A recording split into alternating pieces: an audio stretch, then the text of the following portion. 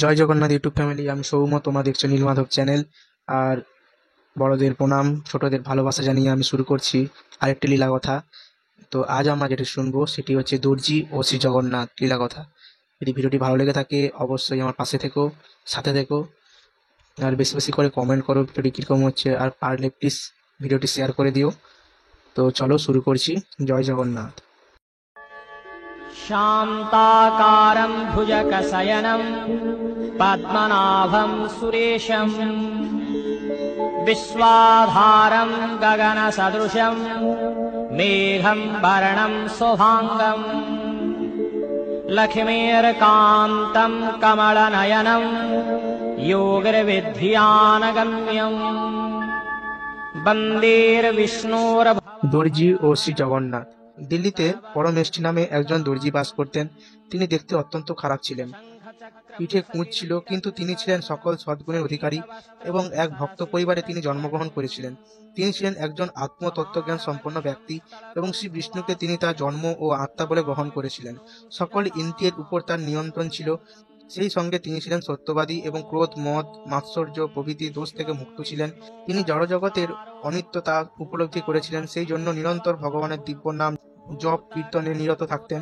তার স্ত্রী বিমলা দেবী ছিলেন অত্যন্ত সুদর্শনা ও বিনীত স্বভাবা এবং অনেক সদ্গুণের অধিকারিণী। তিনি সর্বদাই তার স্বামীর সেবায় নিয়োজিত থাকতেন। তাদের 3 পুত্র ও 2 কন্যা সন্তান ছিল। দর্জির কাজে পরমেষ্ঠী অত্যন্ত পারদর্শী ছিলেন। সুন্দর পোশাক তৈরি করার জন্য তার এমন সুখ্যাতি হয়েছিল যে দিল্লির মুসলিম বাদশাহ পর্যন্ত পরমেষ্ঠিত কাছে কাপড় পাঠাতেন তার জন্য পোশাক তৈরি করতে। একবার বাদশাহ হীরা মণি মুক্ত খচিত ও স্বর্ণ সুতোয় এমব্রয়ডারি করা এক বহুমূল্য কাপড় তার কাছে পাঠালেন। বাদশাহ অনুরোধ করলেন যে ওই কাপড় দিয়ে যেন 2টি বালিশ তৈরি করা হয়। তিনি পরমেষ্ঠীকে বললেন, তোমাকে এটা অত্যন্ত সুন্দর করে তৈরি করতে হবে। কাপড়ের উপরে ফুলের নানা চিত্র সুতো দিয়ে অঙ্কিত থাকবে। লক্ষ্য রাখবে কেউ যেন সেলাইয়ের কোনো চিহ্ন দেখতে না পায়। তুমি যদি ভালোভাবে কাজটি করতে পারো আমি তোমাকে যথেষ্ট ইনাম দেব। পরমেষ্ঠী যখন কাপড়টি দেখলেন তিনি নিজের মনে চিন্তা করলেন, এই কাপড়টি এত সুন্দর এবং অপূর্ব এর গন্ধ, এটি কেবল শ্রী জগন্নাথের জন্য উপযুক্ত। বাদশাহ এর থেকে যে বালিশ তৈরি করতে বলেছেন প্রকৃতপক্ষে সেইগুলি শ্রী জগন্নাথের জন্যই মানানসই। শোভন কিভাবে এমন অপূর্ব সুন্দর কাপড় একজন মানুষ উপভোগ করবে। বাদশাহের কাছ থেকে পরমেষ্ঠী এই বহুমূল্য কাপড়টি যখন পেয়েছিলেন তখন ছিল রথযাত্রার সময়। শ্রী জগন্নাথ এই সময় পাহান্ডি বিজয় নামক অনুষ্ঠানের মাধ্যমে তার সুরম্য রথে আরোহণ করেন। পরমেষ্ঠী বালিশ তৈরি করতে শুরু করলেন, আর যখন তৈরি সম্পন্ন হলো তিনি খুব পরিতৃপ্ত হলেন। বালিশগুলোকে অত্যন্ত সুন্দর দেখাচ্ছিল। পরমেষ্ঠীর চোখ মুদ্রিত করে শ্রী জগন্নাথের পাহান্ডি বিজয় লীলার অনুধ্যান করতে লাগলেন। তিনি দেখলেন যে জগন্নাথকে অত্যন্ত সুন্দর দেখাচ্ছে। সেখানে ভগবানকে দর্শন করতে হাজার হাজার ভক্ত সমবেত হয়েছে, আর তিনি প্রত্যেকের মন আকর্ষণ করছেন। রথযাত্রার সময় উচ্চ বা নীচ জাতির মধ্যে কোনো ভেদাভেদ থাকে না। 14 ভুবন থেকে ভক্তগণ সমবেত হন ভগবান শ্রী জগন্নাথের শ্রী পাদরজের আশ্রয় গ্রহণ করার জন্য। শ্রী জগন্নাথকে যখন মন্দির থেকে বাইরে আনা হলো তখন তাকে বালিশের উপরে রাখা হলো। সেবকগণ একটি বালিশ সামনে স্থাপন করলেন, শ্রী জগন্নাথকে সেখানে রাখা হলো, তারপর তাকে সামনের একটি বালিশে রাখা হলো। এইভাবে তিনি মন্দির থেকে নিষ্ক্রমণ করে ক্রমশ রথের দিকে অগ্রসর হতে লাগলেন। পরমেষ্ঠী সবকিছুই তার ধ্যান নেত্রে দর্শন করতে লাগলেন। অকস্মাৎ তিনি দেখলেন একটি বালিশ ফেটে গেল। তিনি জানতেন যে প্রভুর আরেকটি বালিশের প্রয়োজন, সুতরাং তিনি বাদশাহের জন্য যে বালিশটি তৈরি করেছিলেন সেটি এগিয়ে দিলেন, ঠিক যেন তিনি শ্রী জগন্নাথের পাশেই দাঁড়িয়ে রয়েছে। জগন্নাথ বালিশটির গ্রহণ করলেন আর সেবকগণ তাকে রথের দিকে নিয়ে যেতে লাগলেন। যখন পরমেষ্ঠীর বাহুচেতনা ফিরে এলো তিনি দেখলেন যে দুটো পরিবর্তে তার কাছে একটি বালিশ রয়েছে। হঠাৎই তার উপলব্ধি হলো যে একটি বালিশ বশত শ্রী জগন্নাথ নিয়েছে।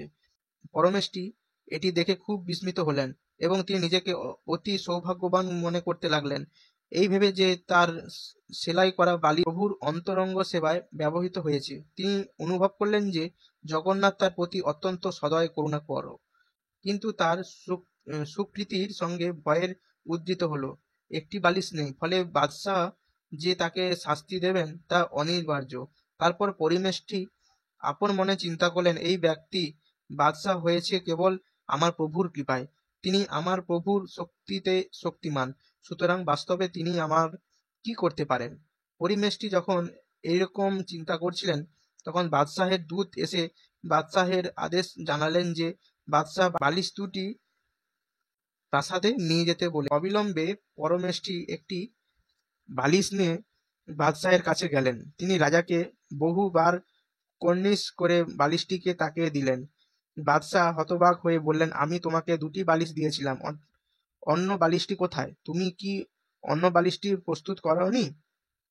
আমাকে সত্যি কথা বলো, অন্য বালিশটির কি হলো? পরমেষ্টি তৎক্ষণাৎ বাদশাহের পদপ্রান্তে পতিত হলেন এবং বললেন যে অন্য বালিশটি প্রভু শ্রী জগন্নাথ গ্রহণ করেছেন। এখন আমার কাছে একটি বালিশ রয়েছে, যেটি আপনাকে এখন দিচ্ছি। অনুগ্রহ করে এটি গ্রহণ করুন এবং আমাকে নিয়ে আপনি যা করতে চান করুন।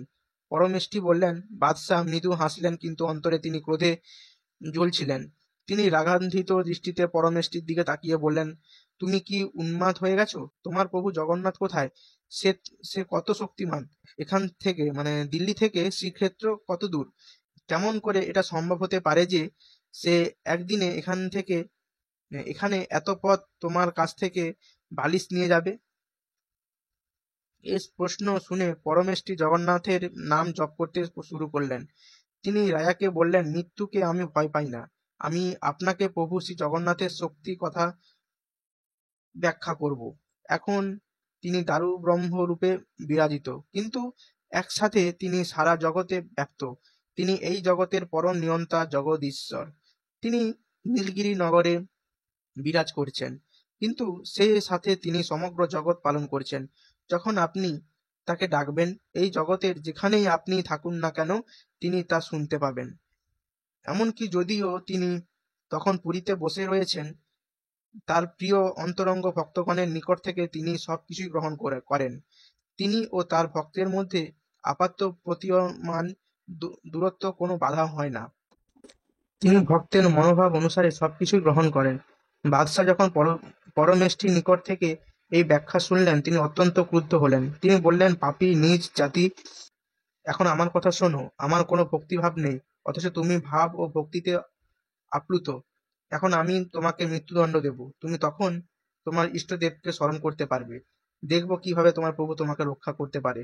বাদশাহ তার লোকদের আদেশ দিলেন, এই লোকটিকে গ্রেপ্তার করো। এই কুঁচপিটকে কারাগারে নিয়ে গিয়ে দড়ি দিয়ে বাঁধো। ওর ওর পাশ শিকলে বেঁধে রাখো। তারপর বাইরে থেকে দরজা লাগিয়ে দাও। ওকে কোনো খাবার দেবে না। অনাহারে না খেতে পেয়ে ওকে মরতে দাও। দেখা যাক কিভাবে ওর প্রভু ওকে বাঁচায়। পরমেষ্টিকে তুলে ধরে নিয়ে যাওয়া হলো এবং কারাগারে নিক্ষেপ করাও হলো। তিনি জগন্নাথের কাছে প্রার্থনা করতে শুরু করলেন, হে ভাবগ্রাহী, দয়া করে আমাকে রক্ষা করো। হে কমল চরণ, দয়া করে রক্ষা করো। হে জগৎ কারণ, আমাকে রক্ষা করো। হে রক্ষাকর্তা চক্রপাণি, তুমি দ্রৌপদীকে এবং হস্তিকুলের রাজা গজেন্দ্রকে তাদের ঘোর সংকটকালে রক্ষা করেছিলে।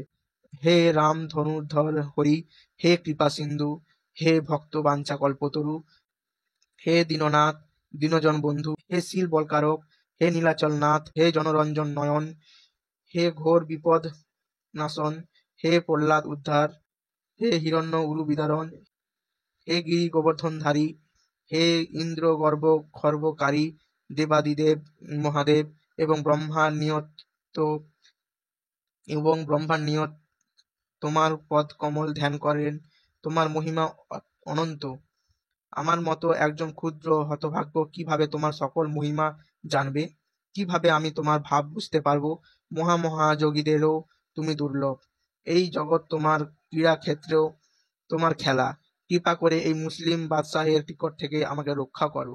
তুমি আমাকে নিয়ে যা ইচ্ছা করতে পারো, কেননা কোনো কিছুর উপর আমার নিয়ন্ত্রণ নেই। এভাবে প্রার্থনা করে পরমেষ্টি ভগবান দিব্য নাম জপ করতে শুরু করলেন। চোখ মুদ্রিত করে তিনি ভগবানের দিব্য সুন্দর চতুর্ভুজ মূর্তিতে তার মনন নিবদ্ধ করলেন। এইভাবে এক সময় তিনি ঘুমিয়েও পড়লেন। শ্রী জগন্নাথ সর্বান্তর্যামী পরমাত্মা, তিনি পরমেষ্টি অবস্থায় অবগত ছিলেন। জগন্নাথ পতিত পাবন রূপে সুপ্রসিদ্ধ। তিনি তার ভক্তদের দুর্দশা সহ করতে পারেন না। তৎক্ষণাৎ তিনি দিল্লি পৌঁছলেন এবং সেই ভক্তির গৃহে পৌঁছলেন যেখানে পরমেষ্টিকে আটক করে রাখা হয়েছিল। ভগবানকে অত্যন্ত উজ্জ্বল জ্যোতির্ময় দেখাচ্ছিল। তিনি পরমেষ্টির উপর তার কৃপা দৃষ্টি নিক্ষেপ করলেন। যখন ভগবানের কৃপা কটাক্ষ তার উপর পড়ল, তৎক্ষণাৎ পরমেষ্টি পা থেকে শিকল খুলে গেল।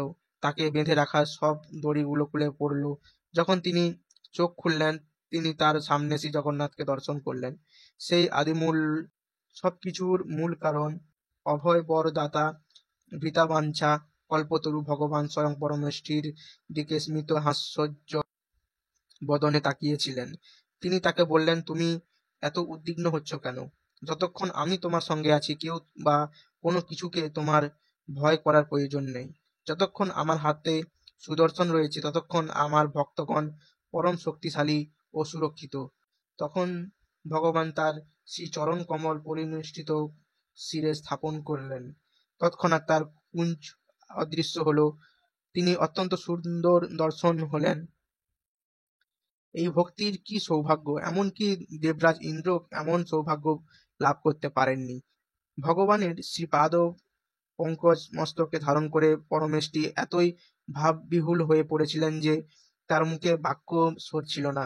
এইভাবে ভগবৎ চরণ স্পর্শে তিনি সম্পূর্ণ রূপ পরিশুদ্ধ হলেন। তারপর শ্রী জগন্নাথ দিল্লিতে মুসলিম বাদশাহের কাছে গেলেন। বাদশাহ যখন গভীরভাবে নিদ্রায় মগ্ন, তখন শ্রী জগন্নাথ তার নিকটে স্বপ্নে আবির্ভূত হয়ে বললেন, মূর্খ অজ্ঞ বাদশাহ, আমি তোমাকে এই পদ দিয়েছি, কিন্তু তোমার সে বিষয়ে কোনো বিদজ্ঞান নেই। তুমি আমার ভক্তকে দণ্ডদান করেছ সামান্য একটা বালিশ দেওয়ার জন্য। এই জগতে সবকিছু আমার সম্পত্তি। সে কেবল আমার সম্পত্তি আমাকে ফিরিয়ে দিয়েছে। সে কি তোমার পিতার সম্পত্তি আমাকে দিয়েছে? এখন আমি তোমাকে এক্ষুনি কারাগার থেকে তাকে মুক্তি করে দেওয়ার আদেশ দিচ্ছি। তার পদপ্রান্তে পতিত হয়ে তার পূজা করো। যদি তুমি সেটা না করো, তাহলে তোমাকে তোমার সমস্ত বংশ পরিবার সহ শেষ করব। আমি তোমাদের সবাইকে কেটে টুকরো টুকরো করব। ভগবান তখন বাদশাহের পিঠে চাবুক দিয়ে প্রহার করতে শুরু করলেন। তাকে চাবুক প্রহারের পর শ্রী জগন্নাথ প্রসাদ হতে অন্তর্হিত হলেন। এইভাবে প্রবলভাবে চাবুকের আঘাত পেয়ে বাদশাহ এত বেদনা অনুভব করতে লাগলেন যে তার ঘুম ভেঙে গেল এবং তিনি সবরে চিৎকার ও ক্রন্দন করতে লাগলেন। তিনি ভাবলেন এটা কেবল এক দুঃস্বপ্ন, কিন্তু যখন তিনি গায়ে চাবুক প্রহারের সুস্পষ্ট চিহ্নগুলি দেখলেন, তখন তিনি উপলব্ধি করলেন যে এটি কখনো সাধারণ স্বপ্ন নয়। বাদশাহ ভাবতে লাগলেন, কার পক্ষে এমনটা করা সম্ভব? তিনি অবশ্যই খোদাতালাই হবেন। তিনি আমার কাছে এসে আমার একটি শিক্ষা দিয়ে গেছেন। তিনি এটি তার ভক্তের জন্য করেছেন। যদি আমি তার আদেশ পালন বিলম্ব করি, তাহলে আমি গভীর সংকটে পড়ব। পরদিন খুব ভোরে বাদশাহ স্বয়ং কারাগারে গেলেন এবং নিজের দর্জিকে আটকে রাখা কুঠুরিটি খুললেন। তিনি বিস্মিত হয়ে দেখলেন যে পরমেষ্টি শিকল বা দড়ির বন্ধন থেকে সম্পূর্ণ মুক্ত। তিনি আরো দেখলেন যে তার পিঠে কোনো কুঁজ নেই, আর তিনি অত্যন্ত সুদর্শন ও উজ্জ্বল হয়ে উঠেছিলেন। তিনি প্রশান্ত চিত্তে বসে রাম নাম জপ করছেন। ভয়ভীত বাদশাহ তাকে এইভাবে দেখে তাকে তার বুকে টেনে আলিঙ্গন করলেন। তিনি তাকে ফুলমালা চন্দন শোভিত করলেন। তাকে বহুবিধ রত্ন বিমূহ সাজালেন। তার শিরদেশ বহুমূল্য পাটনি শাড়ি নির্মিত উষ্ণিসে শোভিত করলেন। গভীর বিনয় সহকারে বাদশাহ বললেন, আপনি অত্যন্ত সৌভাগ্যবান, ভগবৎ কৃপাধন্য। আপনি এই গ্রহকে পবিত্র করেছেন। আমি পরম আন্তরিকতা সহকারে আপনাকে বলছি, আজ থেকে আপনি আমাদের হবেন কুল গুরু, পারিবারিক গুরু। বাদশাহ তখন তার প্রধান হাতিকে আনার নির্দেশ দিলেন এবং পরমেষ্টিকে হাতির পিঠে বসিয়ে মহা আড়ম্বর সহকারে শোভাযাত্রা করে সমগ্র দিল্লি পরিক্রমা করলেন এবং সারাক্ষণ বাদশাহ তার গুণগান করতে লাগলেন। পরবর্তী বাদশাহ পরমেষ্টিকে প্রাসাদে নিয়ে এলেন।